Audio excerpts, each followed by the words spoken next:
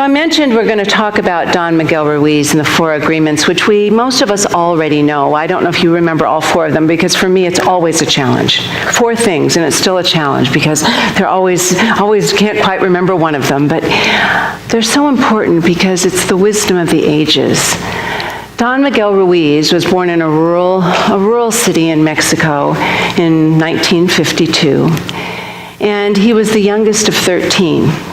He, as many of his brothers, went on to medical school, and for many years he practiced medicine with his brothers. They had a good grasp on the scientific knowledge. Yet one night he had a near-fatal car accident. One of those near-death experience things. And his life changed. He went home to his mom because he needed some greater understanding. His scientific wisdom wasn't enough. He wanted the wisdom of his culture, of the indigenous people. Now, the Toltecs didn't have written down wisdom, but the wisdom was implanted in the hearts of the people of that culture. And he got very stimulated by those beautiful thoughts and wisdom that was carried in those teachings. And he did his own study to become a shaman. And then he moved to the United States to do his work in a greater way. And he wrote that book, as I shared, in 1997. And it was on the Times bestseller list for a decade. It has been translated into 40 languages. And I don't know, 7.5 million books or more have been sold. We're hungry for the indigenous wisdom. We're hungry because we know it resonates with our soul. Now, he went on in his life with more experiences, and he's passed his wisdom down to his younger son. But the 4 agreements, let me share those first. Number 1, I'm going to say them and then I want you to repeat them. Be impeccable with your word. Be impeccable. And do a little self-monitoring, Okay, before I do this isn't going to be a Sunday to make you feel bad about yourself. Really. This is just to monitor, because I'm going to tell you something that I know for each and every one of you. Each and every one of you is perfect right now exactly as you are. And still growing and learning and all that stuff. Because that's what we're here to do. We're here to grow and learn. So we're not to be perfect in that sense, but we're perfect exactly as we are. So these 4 agreements, when I ask you just kind of on a little, not so good, pretty good, okay, just see where you are. Be impeccable with your word. Do it again. Be impeccable with your word. Don't take anything personally. Don't take Okay, how's that one going? Anyway, we'll talk about that one next week. Don't make assumptions. Always do your best.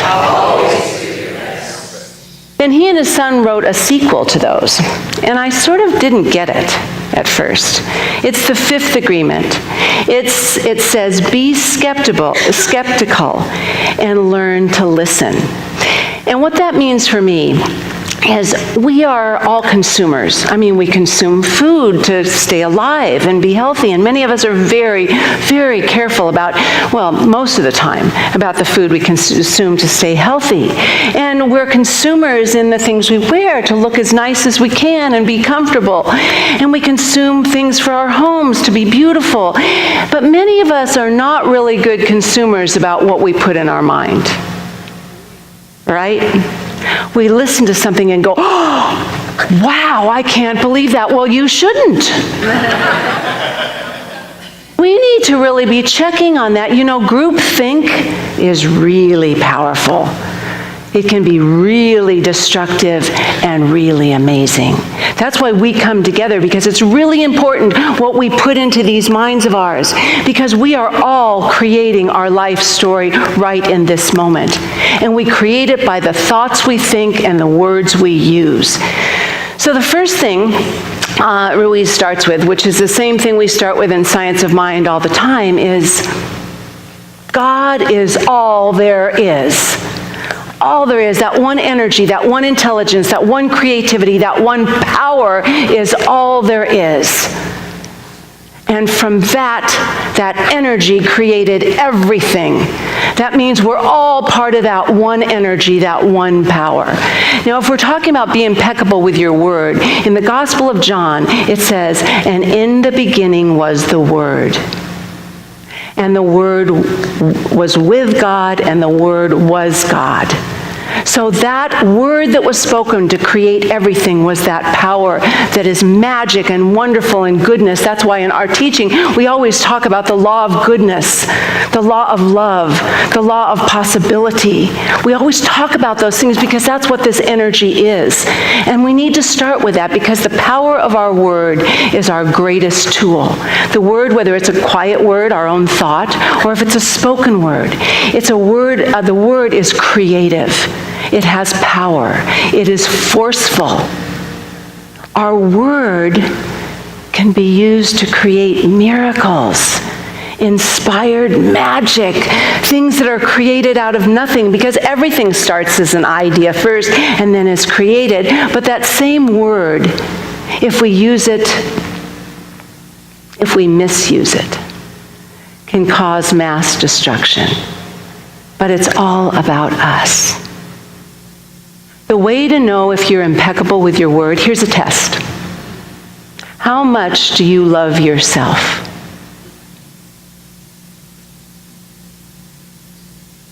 Really? That's how you can tell how impeccable you are with your word.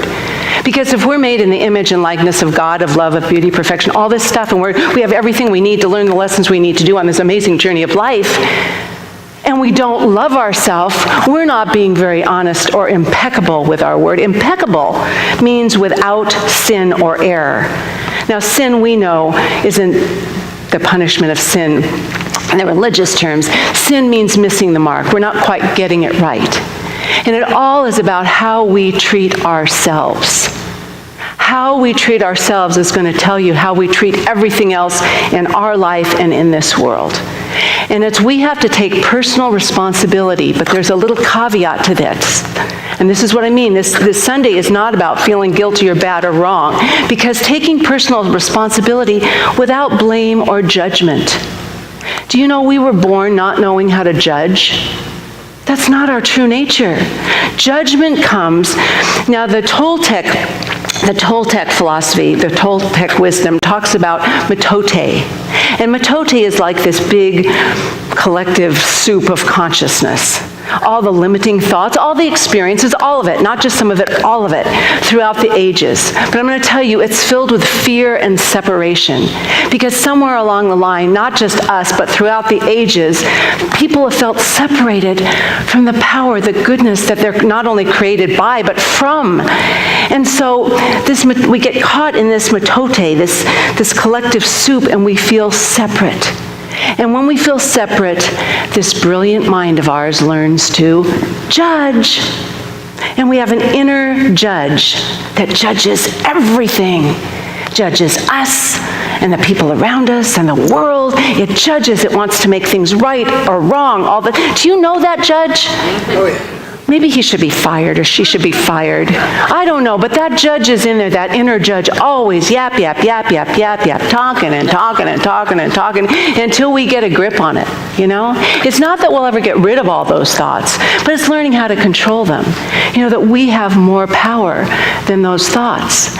And so those thoughts are there and we judge, but the problem with that too, not only is there the inner judge that judges, but there's another part of us that listens to those judgments and becomes the victim. Do you know what I'm talking about? So we've got the two sides of this. And, you know, it comes that another thing that happens when we feel separate and we don't feel that magnificence that we are, we puff ourselves up with self-importance. We want to make other people wrong so we can be right. That's it, we can be right. And that whole game there just doesn't work. But when we start to love ourselves more and start being impeccable with the truth that we know, we can start feeling better about ourselves. And then we start feeling better about our world. We start feeling better about ourselves and better about our world. So something we need to do without question, there's three things that we need to do. Number one, awareness. We need to be aware of what's up there. We need to be conscious of what we're thinking. We need to see, we have to mind the mind that is minding us. We have to be careful and be conscious of what we're thinking, and that we don't consume all the things we hear as truth, but we're we really listen with our heart and figure out what is right and true and good for us. So we need to really be in that attitude of awareness. I am aware. Just open the mind to awareness. And number two, we have to be willing to transform. Because I don't know, but I've met a lot of people that I think are kind of addicted to suffering. Do you know any of those people? Yes. We've all been there sometime. We like to tell our pity party story because it gets some attention. And then we don't have to be our best, because we have a reason not to be so good. So we have to be willing to transform. So it's awareness, transformation, and the last is so important, and that's the power of our intention. Now, I know that talking about other people can be really damaging, and we can say things. How many of you have said something not very nice about yourself or someone else in the last 2 minutes? We do things like that, so it's not about going, kicking ourselves because we're doing it, but about realizing, hey, I can say something better. I can change that now. I can make a difference in this moment. Life is like a mirror. So we know from the law of life that life is a mirror, the cause and effect. What we put out there, we get back. And why is that? Well, it says again in the Bible, there's only 2 words that God says in 2 Corinthians. It says, God says, yea, which is yes, or amen, which means it's done. So when we put it out there, our intention, our energy, we put it out there, what do? We get it back. We get it back. If we're saying, I'm not very smart, we're going to find lots of ways to feel really stupid. Because that's what the universe does. But if we can take that and turn it around and flip it around, we can realize that we have so much power right here and right now. Our words can change our life in this moment. Now, talking about the indigenous people again, it's amazing that all these indigenous cultures throughout the world are speaking the same thing in different languages, but the same thing. Now, the 14th century Persian poet, Hafez, he expanded God's vocabulary. He wrote a poem called The God That Only Knows 4 Words. And it starts, the God that only knows 4 words. All children know God. All children know God. Remember, we're not born judging. We know that truth. All children know God, but not the God of don'ts, not the God of names, not the God who does anything weird, but the God who only knows 4 words and keeps repeating them over and over and over again. Come dance with me. Come dance with me. Come dance. You see, this energy, this life-giving creative energy, not just gives to us, but it's also an invitation for us. Now, if we think again of the indigenous culture and the whirling dervishes, you've seen the whirling dervishes that were inspired by my favorite buddy, Rumi. And the whirling dervishes did an ecstatic dance of surrender. But it had a strong, disciplined center.